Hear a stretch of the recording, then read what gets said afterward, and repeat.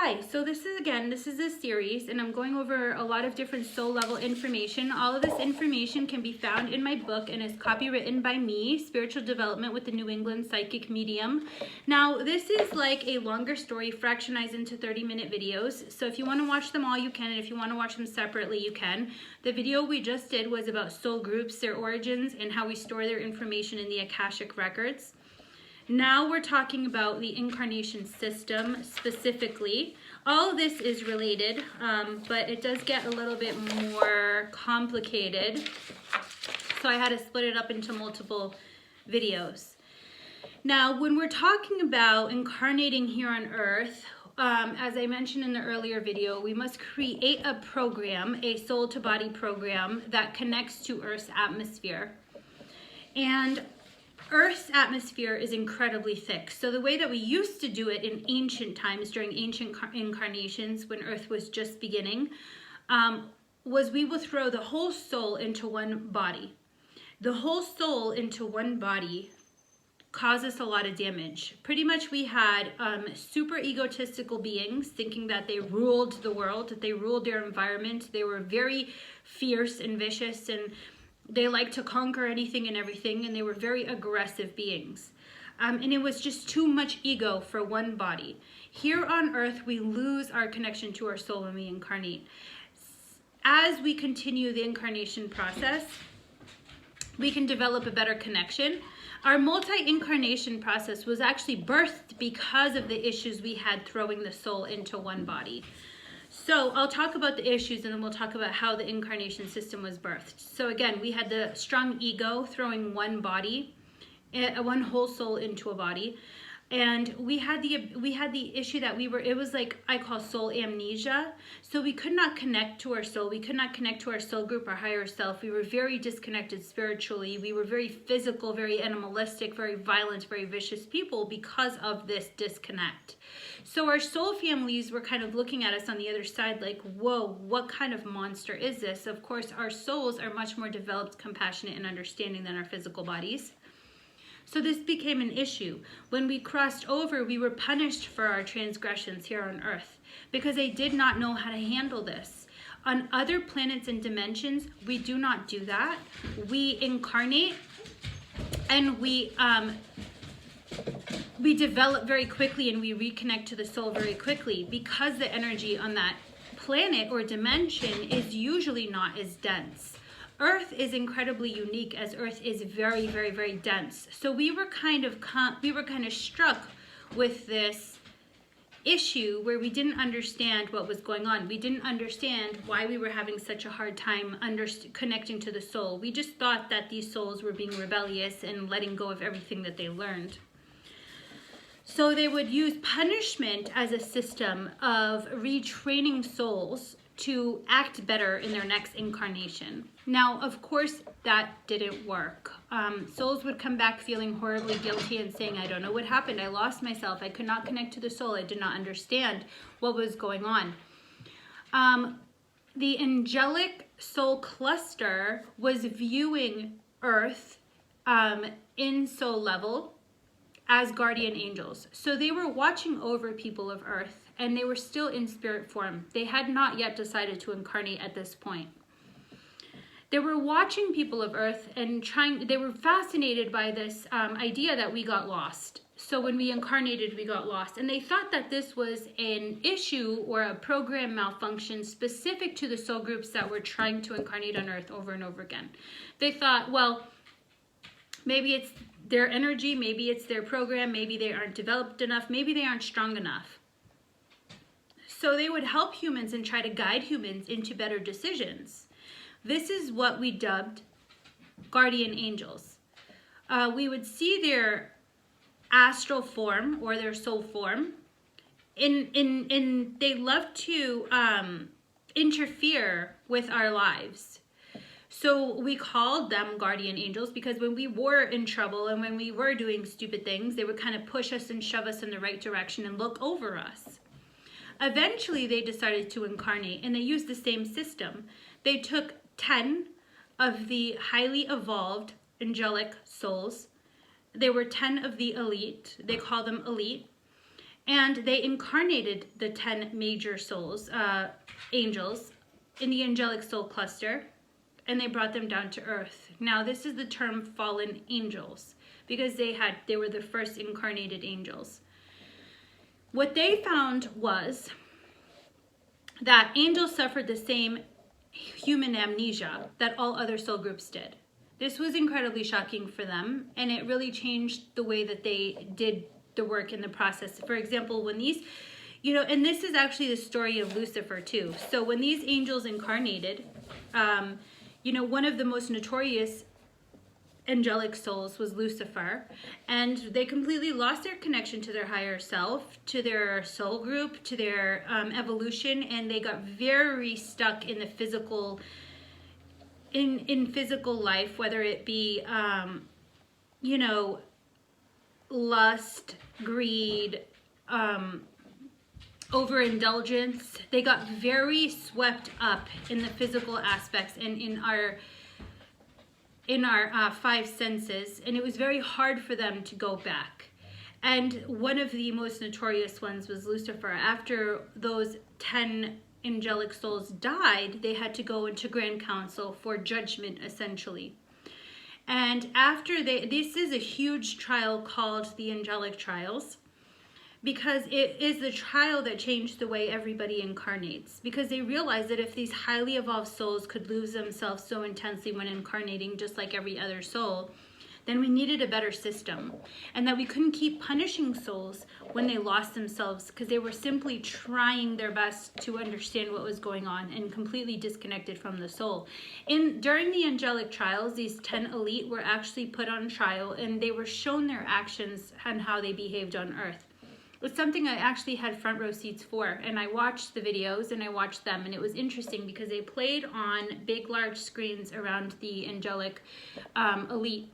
And they were horrified by their actions. They could not believe that they did the things that they did. They were totally disconnected. They said, I don't even remember that. I recognize myself, but I don't remember that at all. I was not aware at all. I was not any part involved in any of that. So the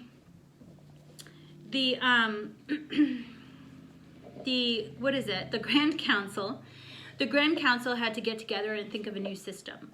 Now, this birthed the multi-incarnation process that we use here today.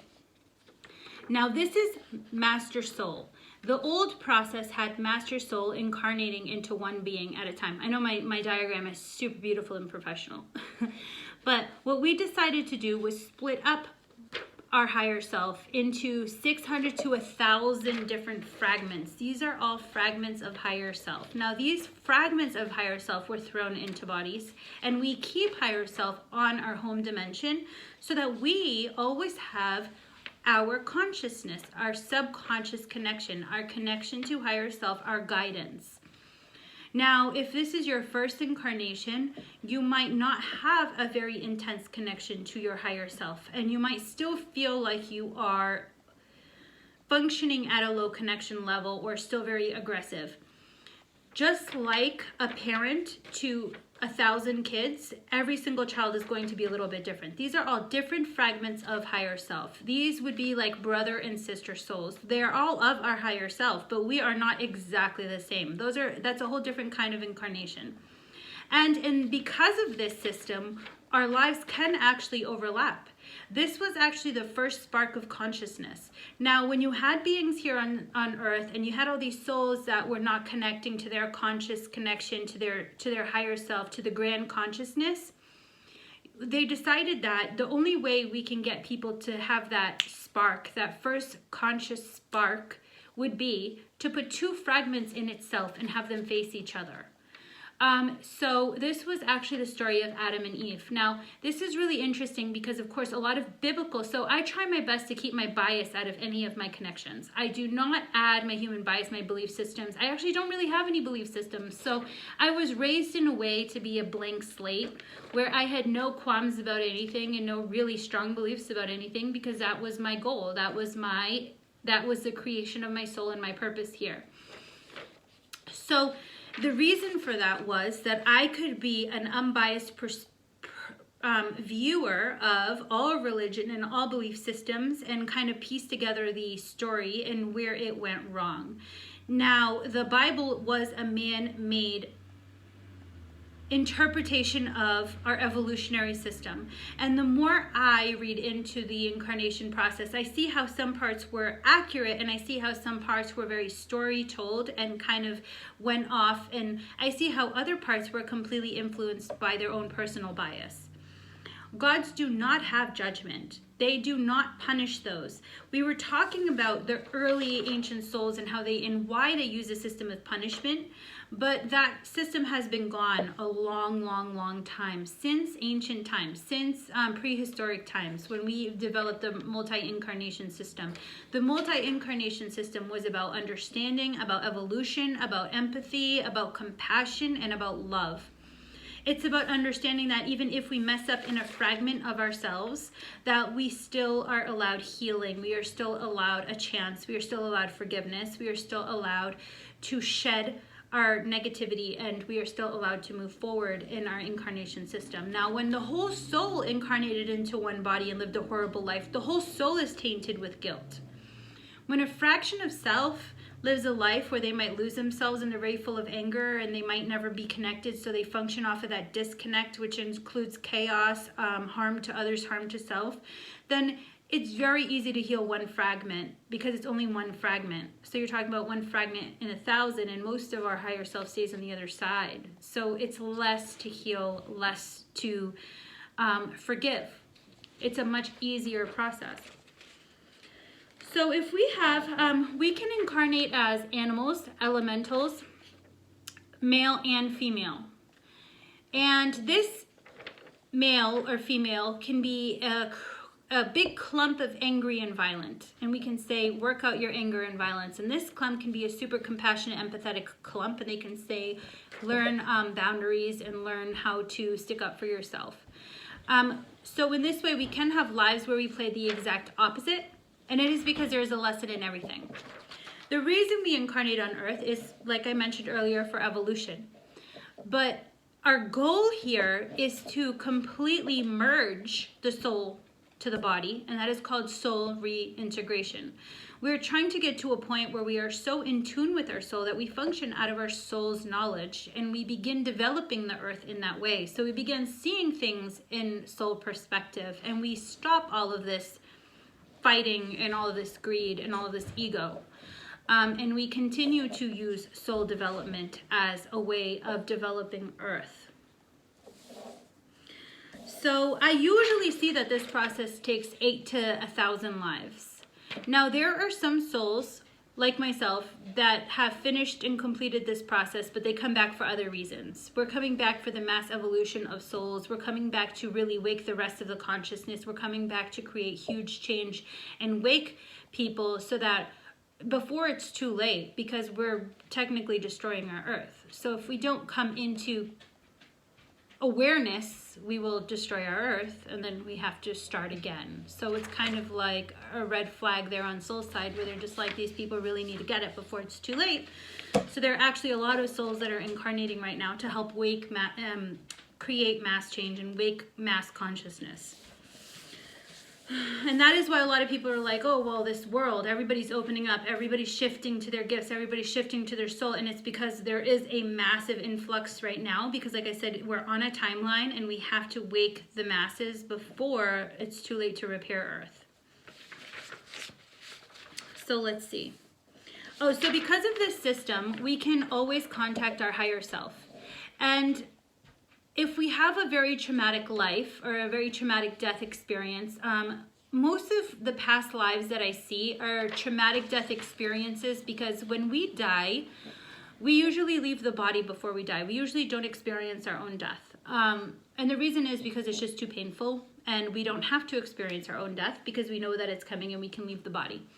There are situations and circumstances where we cling to the body because we are fearful, or because we're worried about somebody else. For example, a story I just saw the other day, there was a Roman woman and her husband had just sacrificed himself so that they could try to get out of the crumbling building. They were being attacked and there was marble falling everywhere, and they were fleeing, and she had her 2 kids and they were running. and they didn't make it. They got crushed. Now, she didn't die right away because she could still hear her children screaming, and she believed that if she clung on long enough, she would be able to help them, or that they would be, that they might survive. So she really clung on to the very last minute. Now, that was a very traumatic experience for her because she suffered tremendously. She did not just leave her body like we normally would have. So now we have to heal this traumatic experience, this saying goodbye to your kids, and this hearing them suffer when you were yourself suffering. So a life like that causes us pain because we have soul level trauma. Now that life would be so traumatic that it might cause rips and tears and bruises and debris in our aura or soul. And that just kind of lingers. It lingers in that life, and it lingers in our connection to that life. And sometimes that life might call on us for healing, and they call on us for healing by having memories, flashbacks, or problems reoccurring. So they're saying, it's like saying, well, if I have an issue with love, then you're going to keep having an issue with love so that we can finally heal this and move on. It's a reminder that we still have a block there that we need to overcome. So that's how we begin to find healing. And that is sparked through, like I said, love, that relationship. So if we have a place that needs a healing in love, then we're going to have to spark that by having no love. And then we can now say, well, we need to heal all aspects of ourselves, all aspects of love. And that includes those in our soul progression or our past lives. Oh, so the first spark of consciousness was when Grand Council said, we will take one being and one soul, and we're gonna put them in two different bodies, and those two different bodies are gonna be created equal and of the same master soul, and they will see themselves in each other. So this was a story of Adam and Eve. They took a man and they gave him a body, and they took the higher soul and they put it in a woman's body. So the story that they were created side by side is saying that they were created equal of the same higher self. And they said now when they look into each other's eyes, they will get this spark of consciousness. They will say, wow, I am something else. I see myself in you. Therefore, I am now alert or aware that there is something greater beyond us. And they also brought this idea that the story brings the idea that even if you're of the same higher soul, one might still react differently than the other. So the story goes that, they could have been tempted by the forbidden fruit, or one of them was tempted by forbidden fruit.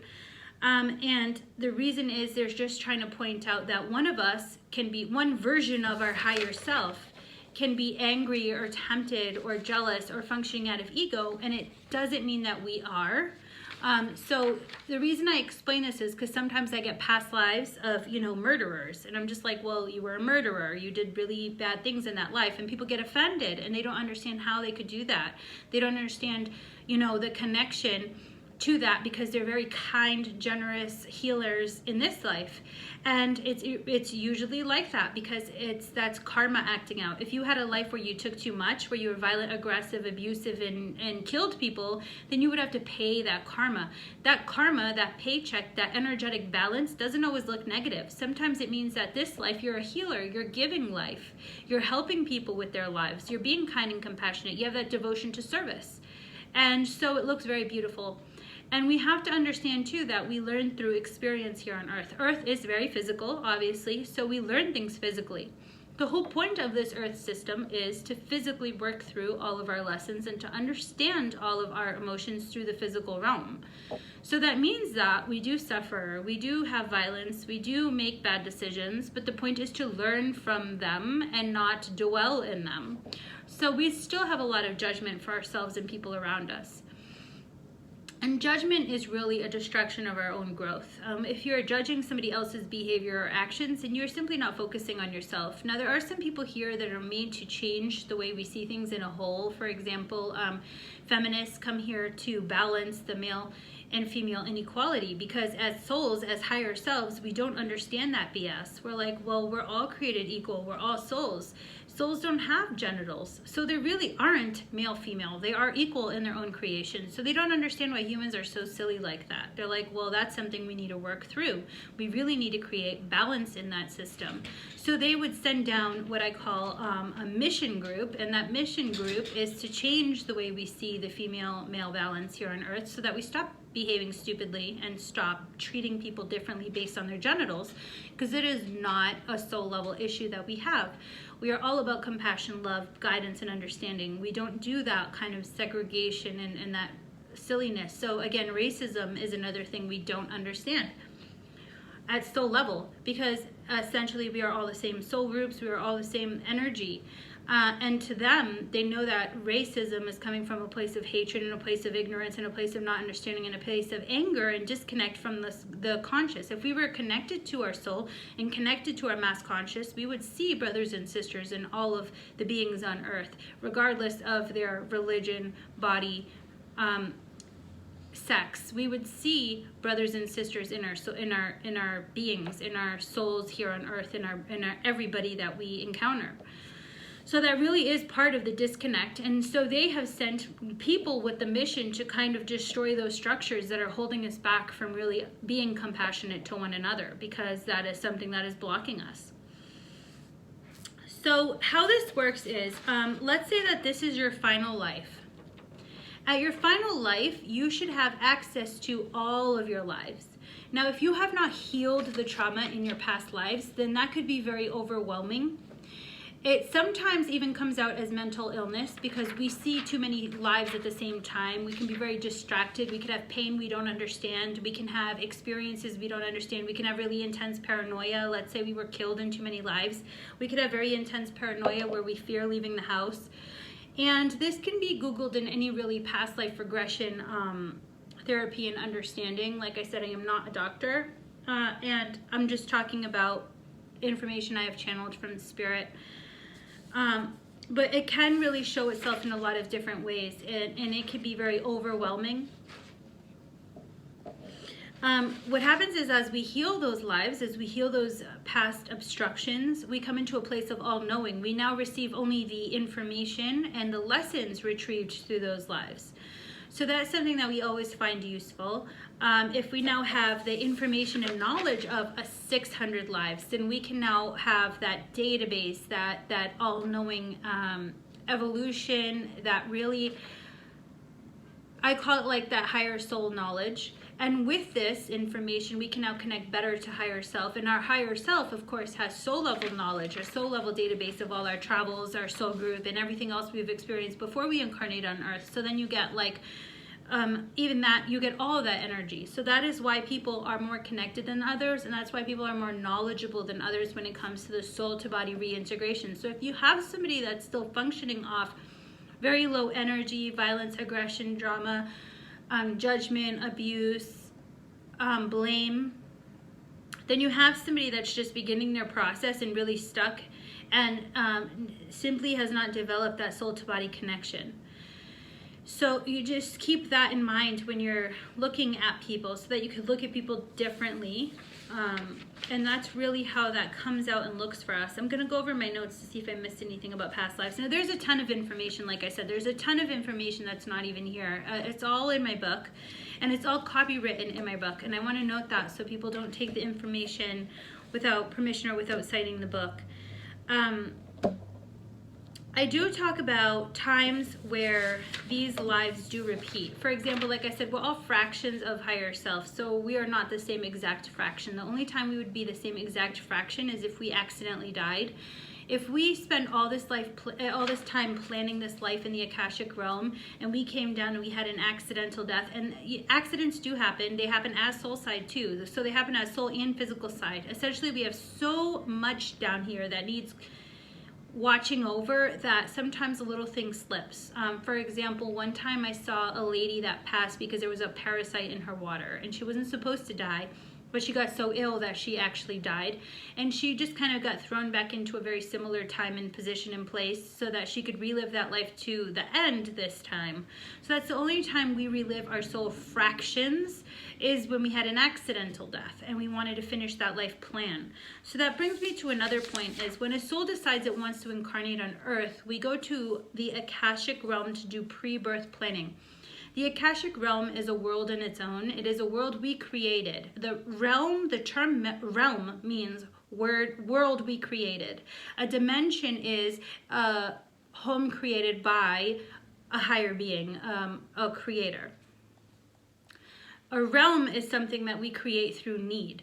The library, Akashic Realm Library, is where we keep all this highly protected information of soul origins and soul groups and where they came from.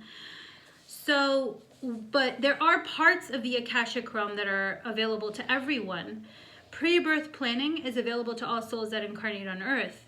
And what we do is we plan our lives. Pre-birth planning kind of looks like a gigantic stadium, and in the stadium you have your soul group and soul family members. Soul family are people that incarnate with us time and time and time again, and it's almost like your graduating class in college. You start at the same time, you have the same major, you kind of see each other a lot. So when you are planning your life, you say, well, I want this lesson in this life, and then people start taking roles, and they'll say, well, I need something similar, I'll jump in. I need that part, I'll jump in. I need this, so I'll come in for 20 years, but then I have to leave because I have another plan in another life I need to do. So they might jump in. And you create your system in your life. And this is a really intricate, intense planning process. You see your life play out on screens all around you. Now, we have access to that, and we do that here on Earth through past life regression. During past life regression, we actually go to the same exact room, and it's been said time and time again, if you watch people's past life regressions, they go to the same place, the room with the screens, and they view their life. They could go back and forth, they could go to different aspects of their life. They're looking at it through the planning process and through these screens of observing. A deja vu is actually a memory of our pre-birth planning. So it's kind of a way of saying you've already understood this, you're right on track, you're right where you're supposed to be, you're doing good. But because we still have free will. So we take this perfectly intricately planned life, and we jump in our body, and then we might say screw the map, and we never follow our plan. Because we do have free will, we can mess everything up if we choose. And the reason why it feels like you're messing everything up, and why I call it messing up, there's still lessons in doing your own thing. There's still lessons in free will. So everything has a lesson. Nothing is technically wasted. Our plan is wasted. So sometimes our higher selves, which are us, our higher selves, sometimes get aggravated, and they're like, man, that took so long to plan. We really needed those lessons. Maybe we can get you back on track. But essentially, the incarnation always has the last word, because it's their decisions. So they can keep doing, they can keep wandering the woods and ditching the map. So that is the only time that we would have access to the Akashic Realm, really, unless you are an Akashic Realm channeler, and that is very different, because you would be seeing different aspects. You would be seeing soul groups. You would be seeing people at their birth, their soul birth. Yes, so I think that's everything I wanted to discuss in this segment. And my next segment is going to be about negative energy and entities. That one's interesting. So I hope you catch me on my next segment. And don't forget to subscribe. I'm going to be posting more videos. I'm trying to make it a focus now. And don't forget to check me out on my other social media. If you have Instagram or if you have Facebook, just click on the link below and follow. Thanks.